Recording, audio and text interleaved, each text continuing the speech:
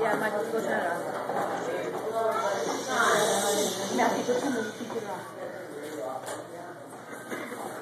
Good afternoon, Christy family. Thank you for coming here today to honor and remember our daughter.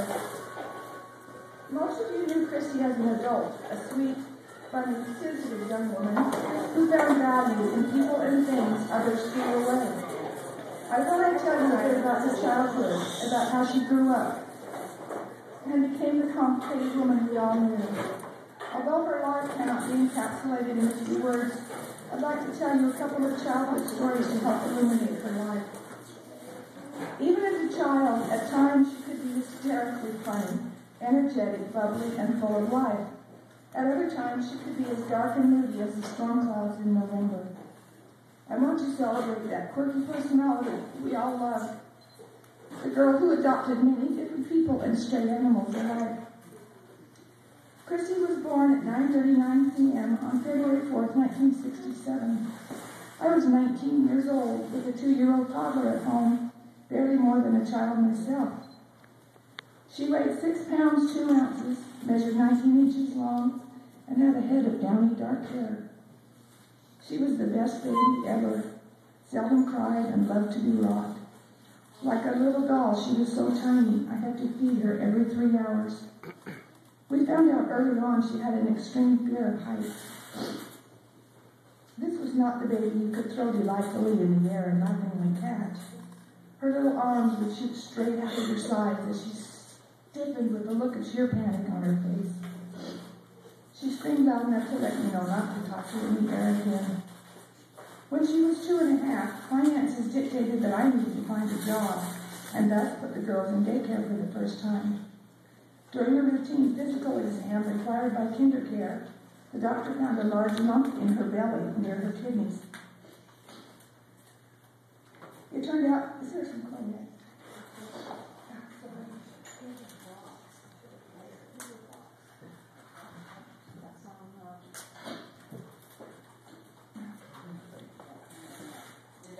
The doctors found a large lump in her belly near her kidneys. It turned out to be neuroblastoma, a deadly malignant tumor of the nervous system attached to the muscles of her back. She had surgery to remove the tumor, 2 weeks of pinpoint radiation, and 18 months of oral chemotherapy pills. But she was cured. When she woke shivering from the anesthesia after her surgery, she smiled at me and reached out her little hand from under the blanket. "Hold my hand, Mommy," she begged. I did, my heart breaking, with tears running down my face.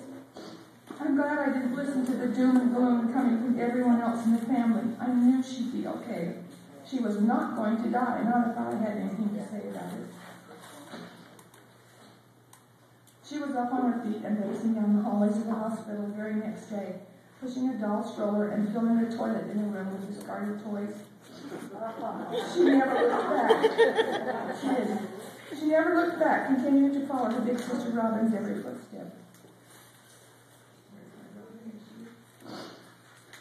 Robin and Christy together were like oil and vinegar. They fought and cried, laughed, and shared a room. Robin was a slob, because she was a meatball. That's not true. When you were younger, it was true. Robin was outgoing, boisterous, and compulsive. Christy quieter, sneakier, and the follower. I lived with the original odd couple. I'll never know for sure, but I suspect Christy was just as much responsible for the mischief of their childhood as Robin. One memorable outing when they were 7 and 5, Robin dragged her sister a half a mile to Liberty Park to see the ducks and go swimming, all by themselves, across a 6-lane major arterial. They even stole a loaf of bread from our kitchen to feed the ducks. I forgot all about that. You did. Needless to say, I freaked out when I finally found them 2 hours later. Christy's criminal life started young. When she was 5, she fell living with an older bunch of second-grade hooligans, and they convinced her to climb a backyard fence and retrieve a box of fireplace matches on the back porch. Then the 5 of them set about lighting stick matches one by one and tossing them over the fence, right on top of a blanket covering a stored motorcycle. It caught on fire, the cops were called, and of course little Christy, was the only one apprehended because she couldn't run fast enough. I had to take my kindergartner to juvenile court, arson. Luckily, she got probation and is severe talking to by the judge.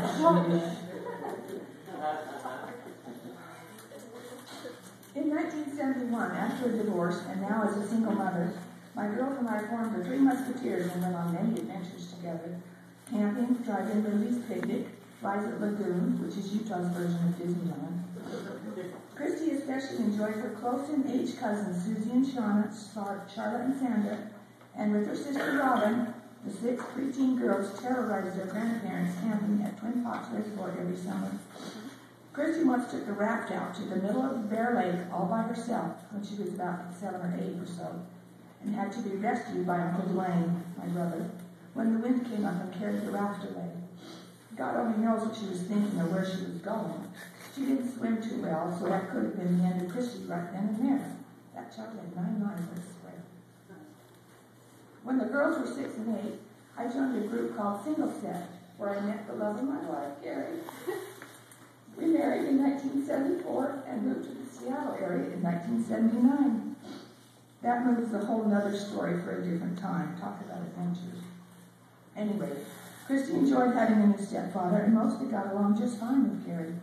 They became fast friends in no time, unlike her diabolical sister Robin, who kept trying to get her in trouble by stirring up drama all the time. That's not true. It is too. It's not true. Money in the jar, bowling. Oh, yeah, that's true. Oh, yeah, that's true.